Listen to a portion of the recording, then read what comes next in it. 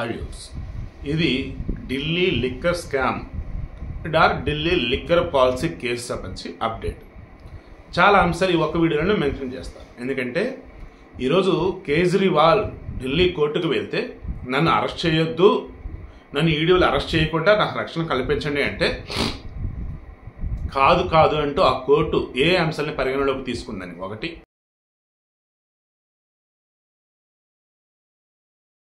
And ఏంటంటే మరి ED మీరేమంటారు ఏంటని చెప్పేసి ఏప్రిల్ 22కి అంటే నెక్స్ట్ మంత్ 22కి దాని విచారణ వాయిదా వేశారు.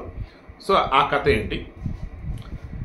ఈమె కవిత ఉన్నారు కదా, ఆమె అసలు ఈ కేసు సంబంధించి నన్ను అరెస్ట్ చేయడం అక్రమం అంటూ కోర్టులో చెప్తే ఆ కోర్టులో ఏమన్నారు, ఈ కేసులో ఇంకా అరెస్ట్ కావాల్సిన ఎవరైనా ఉన్నారా, అసలు ఈ కేసుకు మూలం ఏంటి, ఇవన్నీ కూడా సింపుల్గా ఈ వీడియోలో చెప్పేస్తాయి. ఎందుకంటే ఈరోజు యావత్తు దేశం అంతా కూడా ఆశ్చర్యపోతా ఉంది.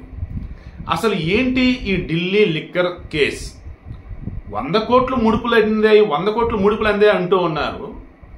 ఒరే దేవుడా, నెలకో లేదంటే 6 నెలలకో సంవత్సరానికో ఒకసారి బ్యాంకులు ఎంత వే ఆఫ్ చేస్తూ ఉన్నాయి ఈ కార్పొరేట్ వాళ్ళకంటే ఏకంగా 1000 కోట్లు కనిపిస్తున్నాయి. మొత్తం లెక్క తీస్తే కొన్ని లక్షల కోట్లు కనిపిస్తూ ఉన్నాయి.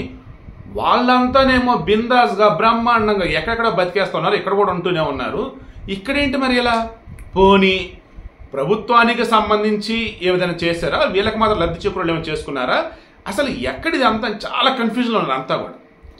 నో డౌట్ సౌత్ గ్రూప్కి చెందినటువంటి కవితకే ఈ పుణ్యం అంతా చెందిద్ది అని నాకైతే అనిపిస్తూ ఉంది. ఇన్ కేస్ ఈడీ వాళ్ళు చెప్పిన విధంగా నిజాలు కనుక అయినట్టయితే ఫస్ట్ థింగ్ ఏంటి, కేజ్రీవాల్ వచ్చేసి ఈరోజు కోర్టుకి వెళ్ళి ఏమన్నాడు, ఈ లిక్కర్ పాలసీ అనేది ఏదైతే మేము అంతా కరెక్ట్గానే చేసాం, ఇప్పటికే వచ్చి ఆ విచారణ ఈ విచారణ అన్నారు, అవి సోదాలు ఇవి సోదాలు అన్నారు, అన్నీ చేస్తారు. బట్ ఎక్కడ కూడా వీళ్ళకి ఏం పట్టుకున్నది లేదు. వాంటెడ్గా కావాలని నన్ను ఇరికిద్దామని ఇదంతా చేస్తూ ఉన్నారు. రాబోతున్నది లోక్సభ ఎన్నికలు. సో నేనేమో ఇండియా కూటమిలో భాగంగా ఉన్నా, ఎన్డీఏలో లేను. ఎన్డీఏ అంటే ప్రజెంట్ అధికారంలో ఉన్నటువంటి వాళ్ళు. సో ఈ కేసులు నమోదవుతున్నాయి ఎవరి మీద ఏంటని చూస్తూ ఉంటే అన్నీ కూడా నాన్ ఎన్డీఏ పార్టీలు ఉన్నటువంటి వాళ్ళ మీదే. లేదు అన్నప్పుడు ఇంకా బిజినెస్లు ఏమంటారు, వ్యాపారం చేసేవాళ్ళు ఉంటారు, అది చూసారా వాళ్ళు. ఇదే ఇక్కడ కనిపిస్తుంది. నన్ను అరెస్ట్ చేయొద్దు, మీరు ముందుగా చెప్పండి, నాకు రక్షణ కల్పించండి అంటే అప్పుడు ఈడీ అప్పుడు కోర్టు చెక్ చేస్తాం. అలా ఎలా చెప్తాం? ఈడీ ఆల్రెడీ మీకు నోటీసులు ఇచ్చింది, విచారణకు రమ్మంది, విచారించింది. ఆల్రెడీ ఆ కేసులో కొంతమంది అరెస్ట్ చేసింది, వాళ్ళు స్టిల్ జైల్లోనే ఉన్నారు, కొంతమంది బెయిల్ మీద బయట ఉన్నారు, ఇందులో కొంతమంది అప్రూవ్డ్గా మారున్నారు. సో కేసు అనేది గోయింగ్ ఆన్. అండ్ దర్యాప్తు చేస్తున్న ఎన్ఫోర్స్మెంట్ డైరెక్టరేట్, అది కూడా ఏ రకంగా prevention of money laundering act, దానికి పక్క ఎవిడెన్స్లు ఉంటేనే వాళ్ళు ఏదైనా చేయగలుగుతారు. సో అటువంటి దానిలో మేము ఇన్వాల్వ్ ఇప్పుడు కొత్తగా ఏమీ చేసేది లేదు.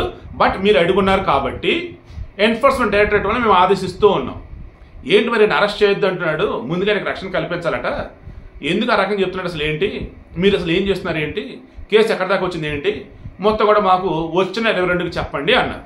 ఇక దానితో ఏ క్షణమైనా కేజ్రీవాల్ అరెస్ట్ కాక తప్పదని నాకు అనిపిస్తుంది. ఎలా, ఎందుకు?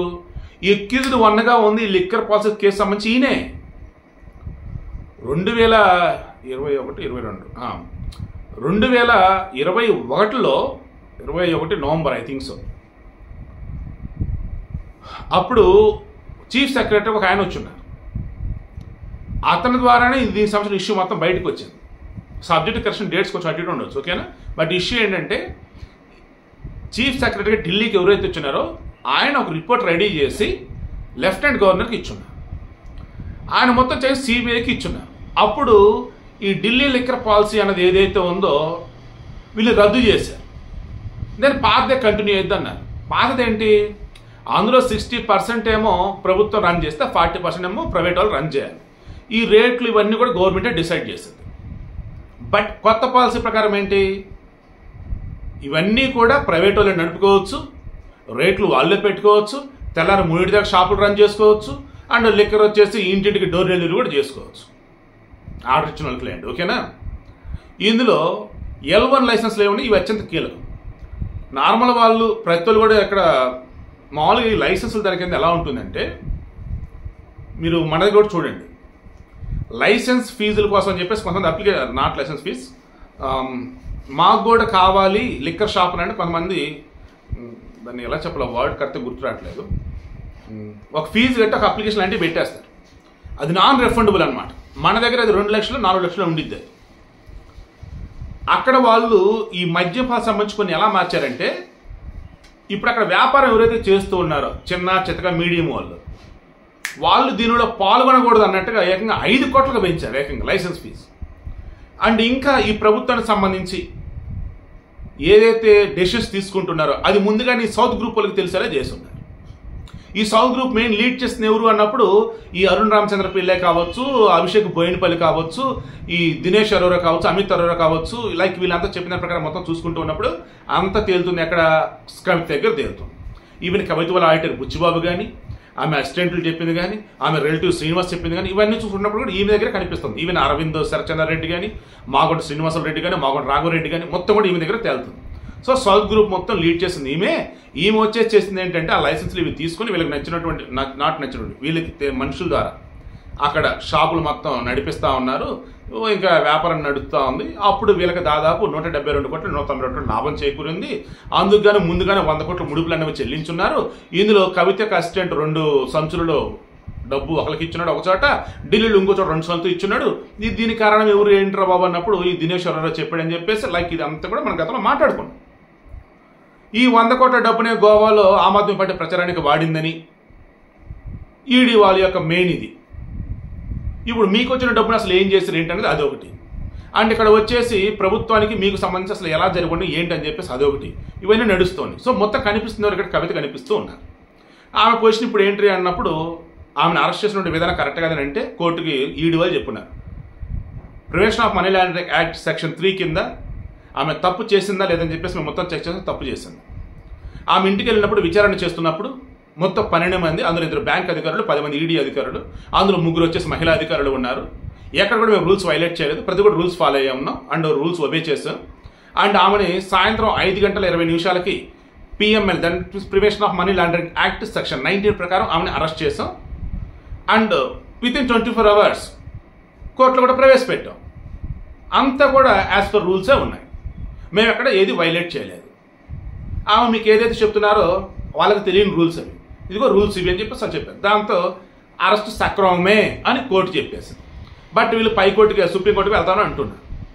ఓవరాల్గా మొత్తం చూసుకుంటున్నప్పుడు ఒకవేళ కవితే గనక అసలు ఇన్వాల్వ్ కాకపోయినట్టయితే ఆ ఢిల్లీ ప్రభుత్వం that means Aam Aadmi government ఏం చేస్తుందంటే రెగ్యులర్గానే లైసెన్సుల్లో కావచ్చు లేదన్నప్పుడు మద్యం పాలసీలు కావచ్చు నడిపించేసేది.